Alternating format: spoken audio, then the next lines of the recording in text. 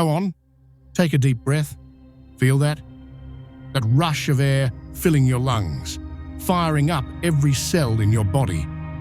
We think of oxygen as the good stuff, the clean, pure, life-giving element that makes our world, well, living. Every breath we take is a testament to its power, a fundamental requirement for our very existence. But what if I told you that very same element was responsible for the single greatest slaughter in our planet's history?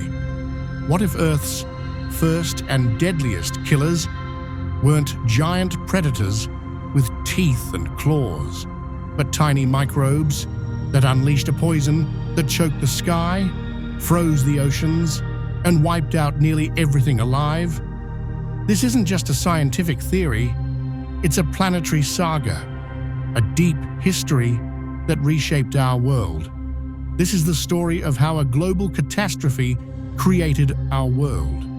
It's the story of an accidental apocalypse, a planetary poisoning that took hundreds of millions of years to unfold. And it's the story of why we owe our very existence to the deadliest, most transformative waste product the world has ever known. Prepare to have your understanding of life, death, and planetary evolution fundamentally challenged. To truly grasp the magnitude of this story, you must completely erase the image of Earth you have in your head.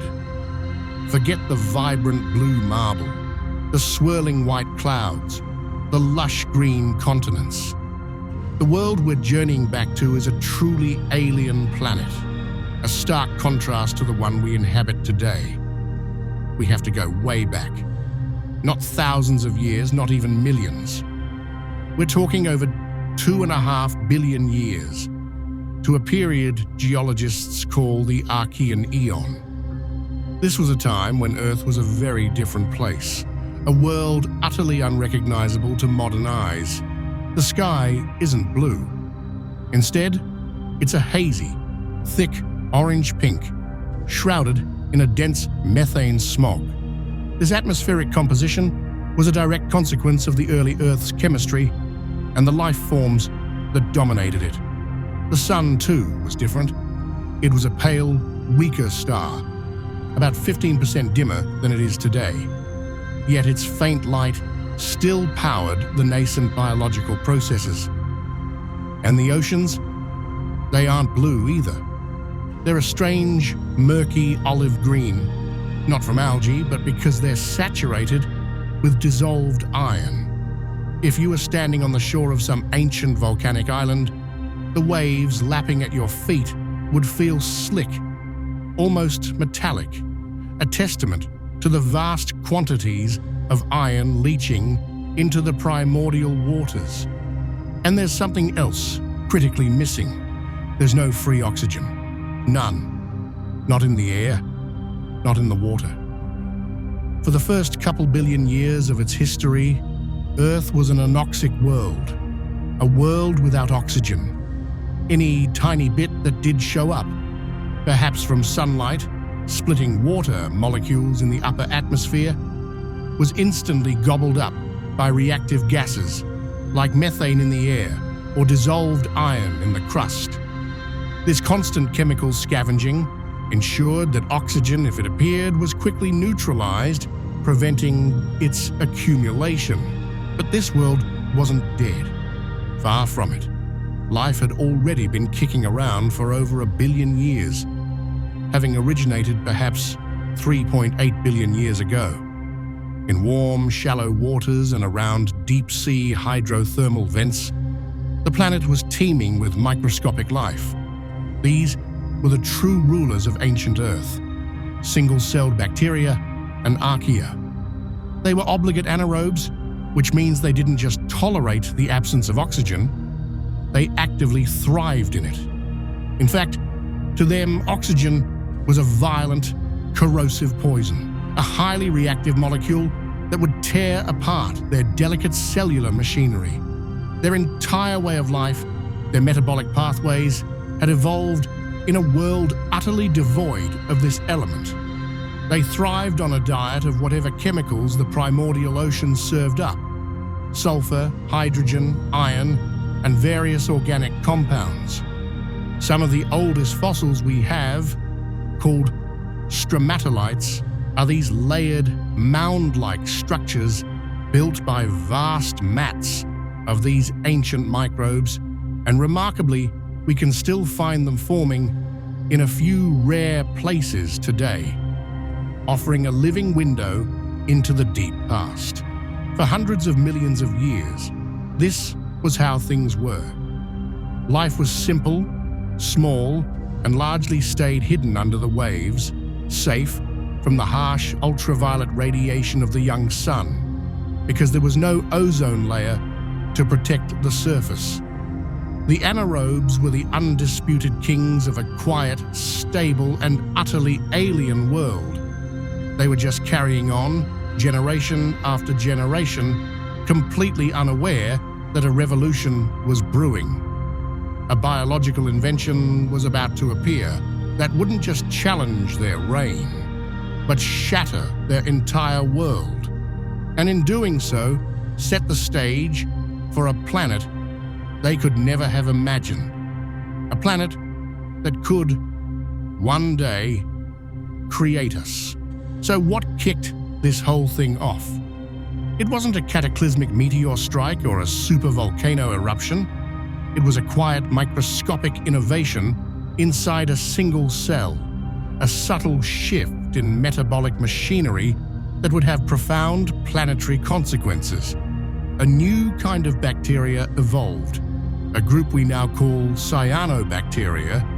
You might know them by their other name, blue-green algae, and they were about to become the most important organisms in the history of life, fundamentally altering Earth's geochemistry and setting the stage for all subsequent biological evolution. These cyanobacteria weren't satisfied with the chemical scraps and limited energy sources available in the ocean. They tapped into an incredible new power source, one that was virtually limitless and beamed down from the sky every single day: sunlight. They evolved a revolutionary new process, something so advanced it must have seemed like magic to their microbial contemporaries. A process called oxygenic photosynthesis. This was a game changer for life on Earth. Now it's important to note that other, more primitive forms of photosynthesis already existed. Some bacteria could use sunlight to munch on things like hydrogen sulfide or iron, but these processes were limited by the availability of their specific chemical ingredients. Cyanobacteria did something no life had ever done before. They figured out how to use the most abundant molecule around them, water, H2O. They built a sophisticated biological machine, a complex array of proteins and pigments that could take sunlight, carbon dioxide, and water and turn it all into sugar for energy. It was a recipe for unlimited growth, a metabolic pathway that unlocked an unprecedented energy budget. With water and sunlight as their only ingredients, they could live almost anywhere the sun touched the water, from the shallowest tidal pools to the sunlit upper layers of the open ocean. They were an evolutionary runaway success. They spread across the shallow parts of the globe, forming vast, slimy green mats, often visible as those ancient stromatolites, all soaking up the faint sun and feasting.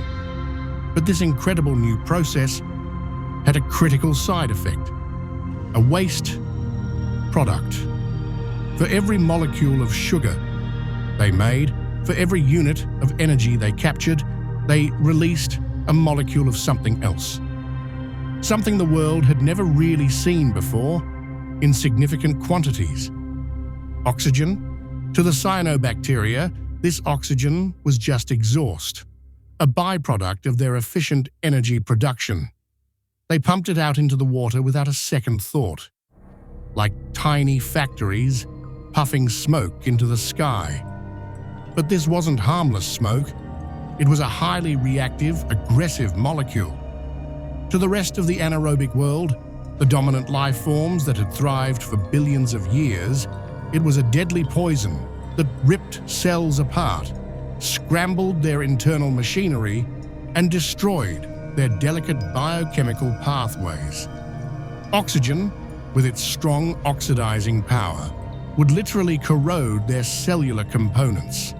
And these tiny, unwitting villains, in their relentless quest for more food and energy, were about to start producing this poison on an industrial planetary scale. For a long, long time, nothing much seemed to happen. The planet had some natural defenses that could absorb the shock, buffering the initial release of this toxic gas. But the cyanobacteria were relentless, they were patient, and they were slowly, steadily loading a gun that was aimed right at the heart of the living world. The great oxidation event was about to begin, not with a bang, but with a tiny, silent bubble of gas, accumulating over eons, destined to transform the very fabric of Earth.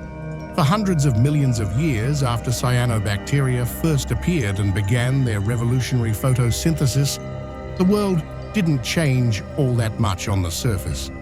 It was a period of deceptive calm, a slow-motion catastrophe building just out of sight, a testament to the sheer scale of Earth's buffering capacity. The cyanobacteria were diligently pumping out their toxic oxygen waste, but the planet was soaking it up, acting like a massive chemical sponge. This was the rising action of our planetary drama, a prolonged period of tension and accumulation before the inevitable climax. The first and most significant line of defense was the ocean itself. Remember those murky, iron-rich seas? For eons, underwater volcanoes and the weathering of continental rocks had been dumping vast quantities of dissolved iron into the water. This iron was the planet's great oxygen sponge. As soon as a molecule of free oxygen popped up, it would immediately bump into a dissolved iron atom and bond with it, forming iron oxide, which we just call rust. This chemical reaction was incredibly efficient, effectively neutralizing the oxygen before it could accumulate. This rust was a solid. It couldn't stay dissolved in the water. So, it started to rain. Not water, but a fine, endless drizzle of rust particles snowing down onto the ocean floor, day after day, year after year, for millions of years. This global process created one of the most important and visually striking clues we have for this entire story. Banded iron formations, BIFs. These are massive geological deposits found all over the world today, some stretching for hundreds of kilometers, made of alternating layers of iron-rich red rock, hematite, essentially rust, and iron-poor shale or chert. The layers tell a story of boom and bust, a rhythmic pulse of ancient life and planetary chemistry. A red layer means cyanobacteria populations were thriving, pumping out oxygen that caused a huge rust storm to blanket the sea floor. Then, perhaps after poisoning themselves with their own waste, or due to nutrient limitations, their populations would crash. In the lull, a layer of lighter, non-iron sediment would settle. Then, the cyanobacteria would recover, and the cycle would start all over again. Red, grey, red, grey. For as long as 400 million years, this was the rhythm of the planet. The Earth was, literally, rusting on an unimaginable scale, locking away billions of tons of oxygen in its crust. The cyanobacteria were working tirelessly, but all their effort was just turning the oceans into the world's biggest iron mine. The oxygen was getting locked away before it could ever reach the atmosphere. It was a planetary stalemate. The anaerobes living deeper in the water or buried in the mud were probably totally unaware of the chemical war being waged in the sunlit shallows above. Their world remained stable, seemingly unaffected by the slow, inexorable change occurring above them. But you can't fill a sponge forever. Slowly but surely, the vast reserves of dissolved iron in the oceans started to run low. The great rust storms became less frequent. The BIFs began to taper off in the geological record. The sponge was saturated. Now, when the cyanobacteria released their oxygen, there was less and less iron to catch it. The oxygen started to hang around in the water. For the first time, free oxygen began to build up in the shallow seas, creating what some scientists call the first oxygen oases, localized pockets where aerobic life could potentially begin to evolve. This accumulation had another, even more dangerous effect. The oxygen that was now accumulating in the water could finally escape. It began to bubble up out of the ocean and into the sky. And this is where it met the planet's second line of defense, the methane atmosphere. Early Earth's air was full of methane, CH4, a powerful greenhouse gas produced by other ancient microbes. Methane is what kept the planet warm, even with a weaker sun, preventing it from freezing solid. But methane and oxygen are a volatile mix. As oxygen seeped into the atmosphere, it reacted with the methane, breaking it down into carbon dioxide, CO2, and water, H2O. Now, CO2 is also a greenhouse gas, but it's dozens of times weaker than methane in its warming potential. The cyanobacteria weren't just poisoning the oceans. They were now attacking the planet's thermostat. They were methodically ripping apart the gaseous blanket that was keeping their world from freezing over. The stalemate was about to break. The rust sponge was full. The atmospheric buffer was being eaten away. After hundreds of millions of years of buildup, the world was hitting a tipping point. The catastrophe was no longer hidden beneath the waves. It was about to erupt into the open and change the face of the Earth forever, ushering in an era of unprecedented environmental upheaval. This is the moment the world turned, the dramatic climax of our planetary story. After nearly 500 million years of patient, relentless work, the cyanobacteria finally overwhelmed the planet's defenses. This tipping point, which we call the Great Oxidation Event, GOE, wasn't a single day, but a dramatic and violent transition that played out between about 2.4 and 2.1 billion years ago. It was a period of profound environmental collapse and radical transformation, a true planetary apocalypse for the existing life forms. First came the poison. With the vast iron sponge of the oceans finally saturated, the oxygen being pumped out by the cyanobacteria had nowhere else to go. It saturated the surface waters and then poured into the atmosphere in huge, unprecedented amounts. The sky began to clear of its orange methane haze, perhaps turning blue for the very first time in Earth's history, a seemingly beautiful change that masked a deadly reality. But for the dominant life on the planet, the anaerobes, this was an apocalypse of unimaginable scale. Imagine a creature that has never known fire suddenly being engulfed in flames. That's what oxygen was to them.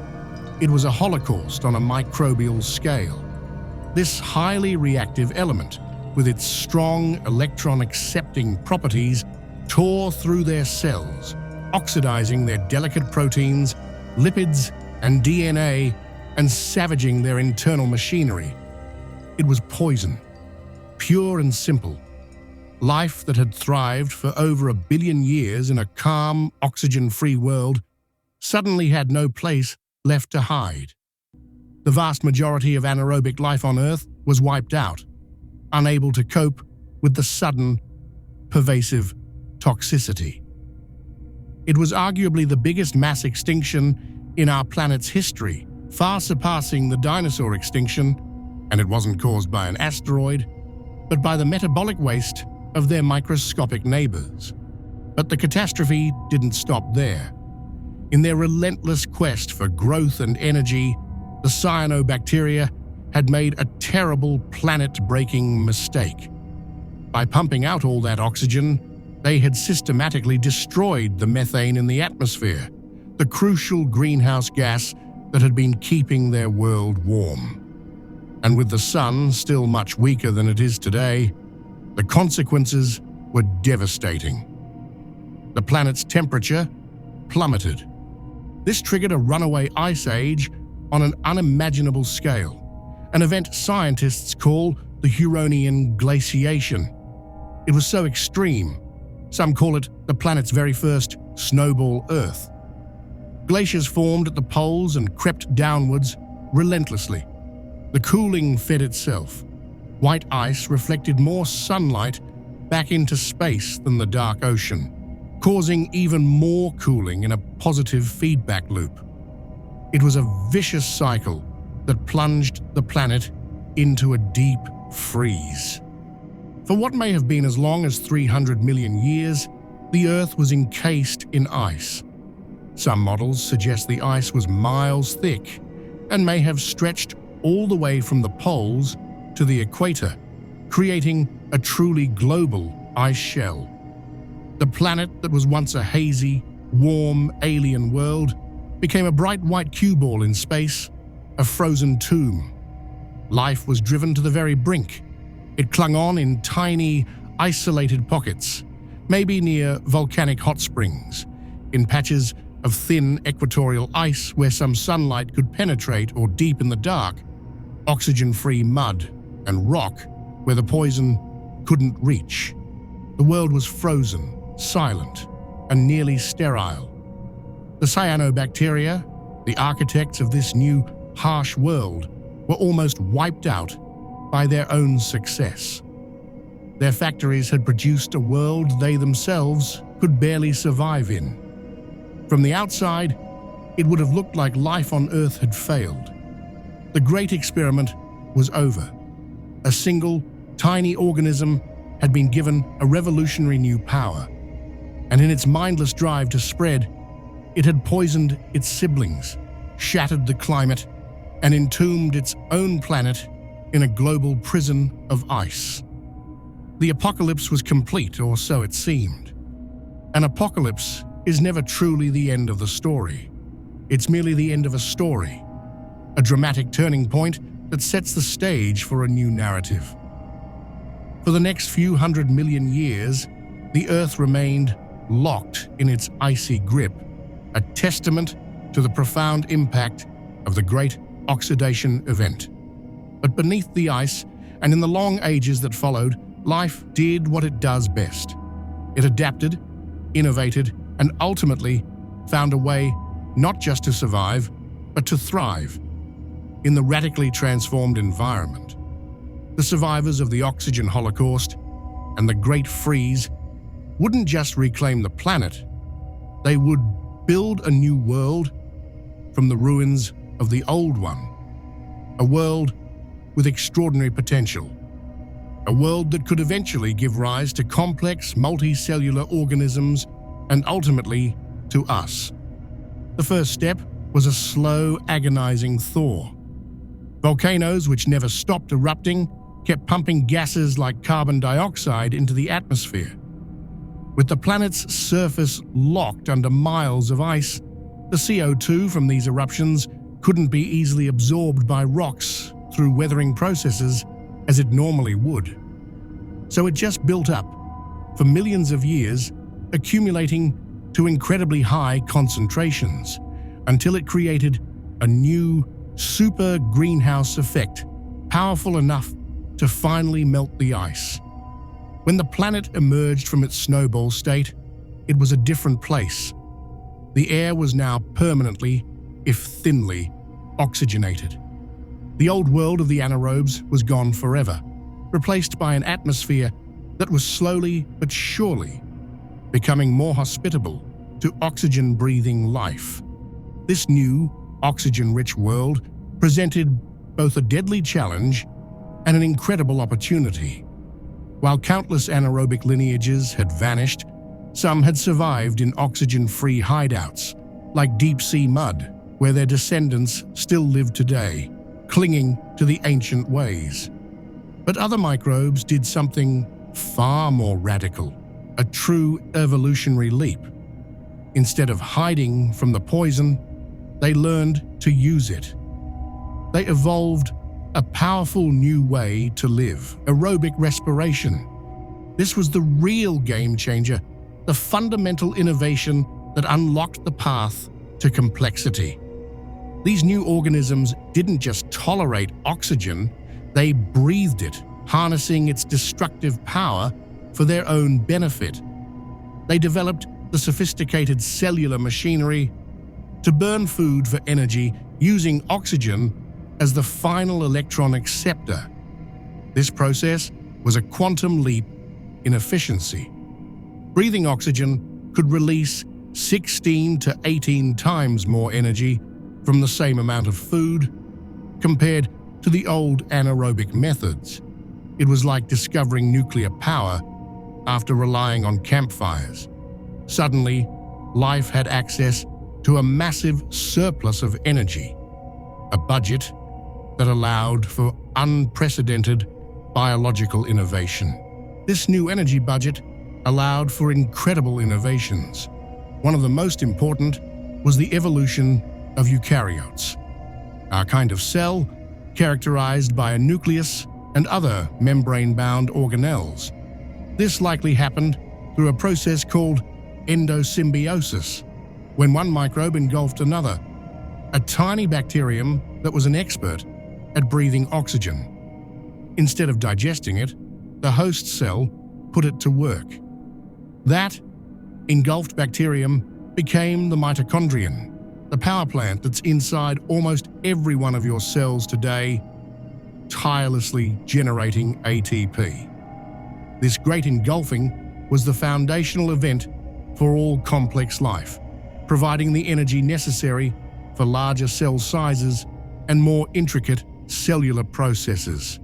With more energy, cells could get bigger, more complex, and afford to build new things and work together.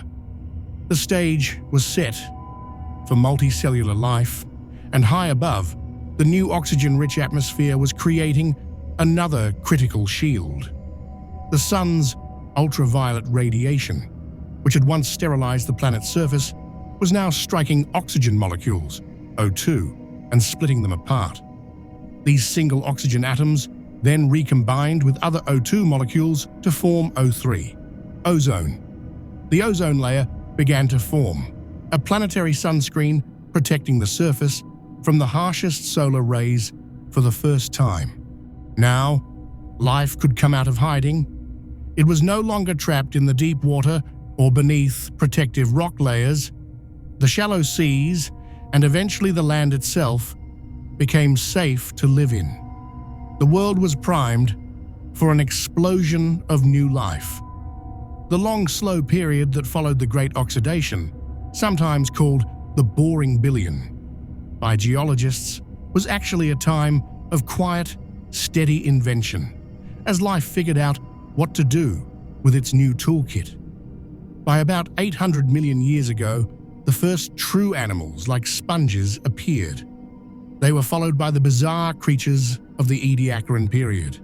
And then, around 541 million years ago, the Cambrian explosion, a frenzy of evolution that laid out the blueprints for almost all animal life we see today, including the distant ancestors of every creature that walks, swims, or flies.